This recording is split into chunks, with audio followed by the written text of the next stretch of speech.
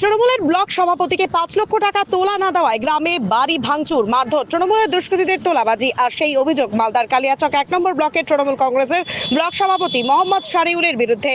সভাপতির তোলাবাজির প্রতিবাদ করায় প্রতিবাদীদের বাড়ি ভাঙচুর, মহিলাদের মারধর, আগ্নেয়াস্ত্র হাতে সভাপতির অনুগামী দুষ্কৃতীদের দাপাদাপি। এলাকায় সিসিটিভি ফুটেজে সোশ্যাল সাইটে ভাইরাল আগ্নেয়াস্ত্র হাতে দুষ্কৃতীদের দাপাদাপির সেই ছবি।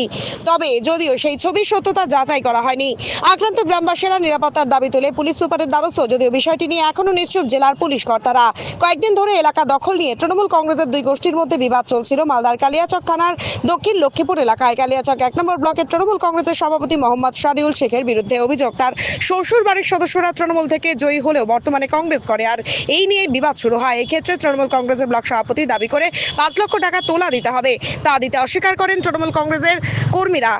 বরং বিষয়টি তারা জেলার নেতৃত্বকে অভিযোগ করেন। এলাকার বিধায়ক আব্দুল গনি ও রাজ্য নেতৃত্বকে জানান কংগ্রেস দলের নেতা কর্মীদের সাথে হাত মিলিয়েছে তৃণমূল কংগ্রেসের ব্লক সভাপতি মোহাম্মদ শারিউল। এরপরই এলাকার দুষ্কৃতীদের নিয়ে তাণ্ডব চালায় এলাকার তৃণমূল কংগ্রেসের ব্লক সভাপতি মোহাম্মদ শারিউল। এমনই অভিযোগ এলাকাবাসীর।